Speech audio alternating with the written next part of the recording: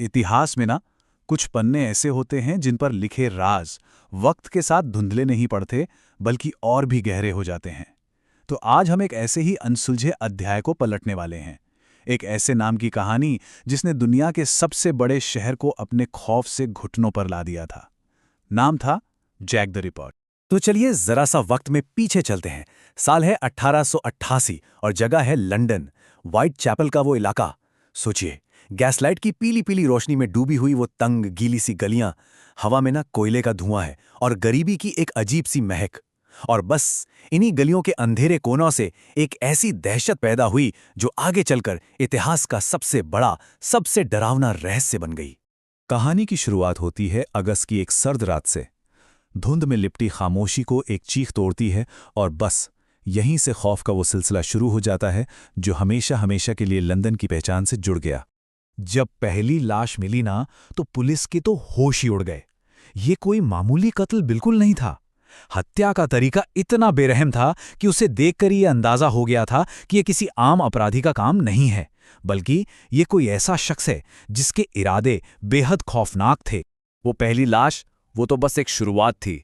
White chapel की गलियों में जो डर पैदा हुआ था ना, वो बहुत जल्द एक सुनामी बनकर पूरे लंदन शहर को अपनी चपेट में लेने वाला था।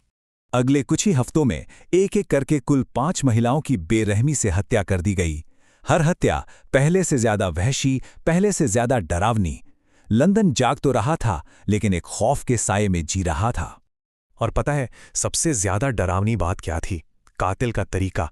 मतलब हर बार एक ही पैटर्न। रात के अंधेरे में हमला, बेरहमी से कत्ल, और फिर धुंध में ऐसे गायब जैसे कि वो कभी वहां था ही नहीं। सोचिए, ना कोई गवाह, ना कोई सुराग, कुछ भी नहीं। अब जब शहर का हर साया ही दुश्मन लगने लगे और कातिल का कोई चेहरा ही सामने ना आए, तो लोगों ने अपने डर को एक नाम दे दिया, जैक द रीपर। ये नाम अब गलियों में, अखबारों में और हर जुबान पर एक दहशत बनकर दौड़ रहा था। अभी तक कातिल सिर्फ एक अदृश्य खौफ था, पर फिर कहानी में एक ऐसा मोड़ आया जब उस साए ने खुद को एक आवाज दी और पुलिस को सीधी की सीधी चुनौती दे डाली। हुआ ये कि पुलिस स्टेशन और मीडिया को एक चिट्ठी मिली। लाल स्याही से लिखा था, मैं हूं जैक द रिपर। इस एक लाइन ने ना सब कुछ बदल कर रख दिया। अब ये सिर्फ कत्ल नहीं थे, ये एक ऐलान था, एक खुली चुनौती। और वो चिट्ठी, वो तो आग की तरह पूरे लंदन में फैल गई। कातिल अब कोई गुमनाम साया नहीं, बल्कि एक बदनाम सेलिब्रिटी बन चुका था।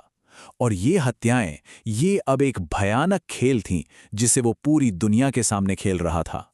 इस खुली चुनौती के बाद स्कॉटलैंड यार्ड ने अपनी पूरी ताकत इस कातिल को पकड़ने में झोंक दी। हर गली, हर घर छाना जा रहा था, लेकिन नतीजा वही का वही रहा, सिफर। ये बात कितनी हैरान कर देने वाली है कि पुलिस ने सैकड़ों लोगों से पूछताछ की, लेकिन उनके हाथ एक भी, जी हां, एक भी ऐसा सबूत नहीं लगा जो उन्हें कातिल तक ले जा सके। वो साया हमेशा उनसे एक कदम आगे ही रहा। पुलिस इस कदर हताश हो चुकी थी कि शक की सुई अब हर किसी पर घूमने लगी थी। डॉक्टरों पर शक था क्योंकि हत्याओं में एक तरह की सर्जिकल सटीकता थी। कसाईयों पर क्योंकि वो चाकू चलाने में माहिर थे। हद तो तब हो गई जब शक शाही परिवार के सदस्यों तक भी जा पहुंचा। महीनों तक लंदन को दहलाने के बाद जितनी रहस्यमयी तरीके से यह दहशत शुरू हुई थी, उतनी ही रहस्यमयी तरीके से खत्म भी हो गई और अपने पीछे छोड़ गई कई अनसुलझे सवाल। जी हां, साल 1888 के आखिरी महीनों में हत्याओं का सिलसिला एकदम से अचानक रुक गया। जैक द रिपर जैसे आया था, वैसे ही गायब हो गया। पीछे कोई निशान नहीं छोड़ा, सिवाय एक अंतहीन डरावनी खामोशी के। अब लोगों के मन में सवालों का तूफान उठ खड़ा हुआ।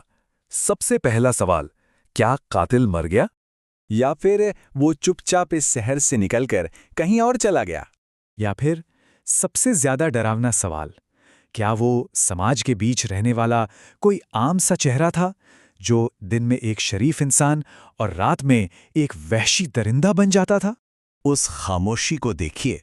सदियां बीत गईं, लेकिन जैक द रिपर की पहचान आज भी इतिहास के सबसे बड़े रहस्यों में से एक बनी हुई है। 130 से भी ज्यादा साल बीत चुके हैं।